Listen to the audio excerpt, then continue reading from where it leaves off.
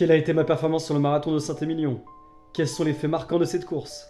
Quels sont les enseignements que j'en retiens? Quelle suite donner à cette aventure? C'est l'heure de la vidéo bilan. On commence avec un peu de contexte. Je travaille en restauration et comme tout bon cuisinier, je travaille le samedi. J'ai passé la veille de ma course à travailler debout de 9h à 15h puis de 18h à minuit. Ce qui implique donc que je me suis couché vers les minuit et demi et que j'ai donc dormi moins de 5 heures. Saint-Émilion se situant à 40 minutes de Bordeaux, j'ai dû me lever à 5h du matin pour être présent à 7h30. Évidemment, le manque de sommeil a forcément un impact sur ma course. Pour vous donner un peu plus de contexte sur cette course, le marathon de Saint-Émilion est un marathon qui comporte 418 mètres de dénivelé positif. La grande majorité se situe dans les 10 derniers kilomètres. Dès le deuxième kilomètre, on commençait à avoir du dénivelé et je voyais déjà des personnes marcher. Qu'est-ce que j'ai fait pour ma part? J'ai couru comme si ma vie en dépendait. Ce marathon regroupait 259 participants avec 49 femmes et 210 hommes. J'avais pour objectif de finir le marathon en moins de 4 heures. J'ai fini à la 117e place avec un temps de 4h10. Cependant, ce n'est pas la déception qui domine. Nous verrons pourquoi durant cette vidéo. Deuxième fait marquant, je n'ai pas pris le mur du marathon.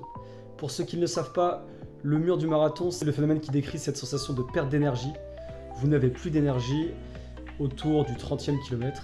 Du 25e au 35e kilomètre, je m'attendais à tout moment à prendre ce mur, ce qui n'est pas arrivé. Ne pas avoir rencontré le mur du marathon, ça veut dire deux choses. Ça veut dire déjà d'une, que je n'ai jamais marché durant le marathon. Je ne me suis jamais arrêté parce que j'étais trop fatigué. J'ai couru à mon allure de croisière durant toute la course. Troisième fait marquant de ma course, mes jambes n'étaient pas à leur plein potentiel. Je les ai senties fatiguées dès le 10e kilomètre. J'ai donc passé une bonne partie de la course à courir avec le frein à main, en ayant peur de me cramer si je courais plus vite. Ma première réussite sur ce marathon, c'est que j'ai parfaitement géré mon hydratation et mon apport en glucides. Quand je parle d'hydratation, je parle bien évidemment de mon apport en eau. Et pour ce qui est des glucides, je parle principalement donc du sucre. C'est grâce à cette bonne gestion que j'ai pu éviter le mur. Mon hydratation, je l'ai gérée grâce au ravitaillement en buvant au minimum 2 verres d'eau par ravitaillement.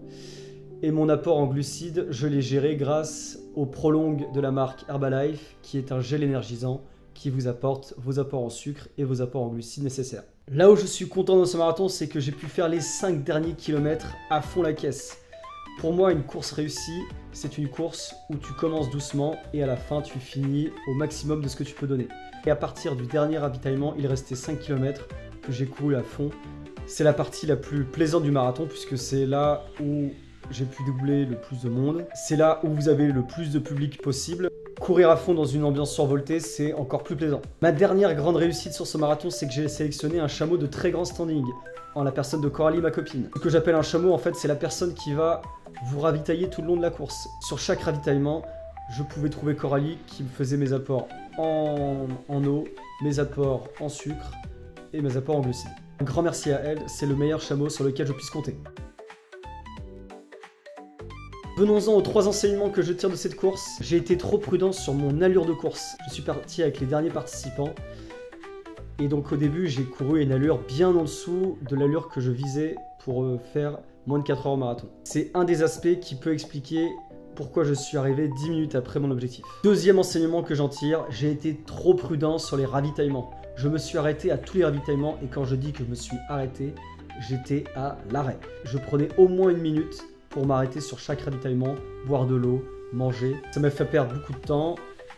J'aurais pu par exemple me ravitailler, mais manger en courant. Le dernier enseignement que je tire, c'est que l'objectif des moins de 4 heures est largement atteignable sur un marathon avec aucun dénivelé. J'aurais pu difficilement faire mieux que 4h10 en tenant compte de tout ce que je vous ai évoqué en début de vidéo. Pour être totalement honnête, je ne savais pas que ce marathon comportait autant de dénivelé quand je me suis inscrit. C'est donc une contrainte que je me suis posée en plus et qui a forcément un impact sur les 10 minutes que j'ai perdues. Pour la suite de cette aventure, vous trouverez déjà une vidéo bien plus détaillée sur ma course sur ma chaîne YouTube. Certes, je suis satisfait de ma performance, même si je n'ai pas atteint mon objectif.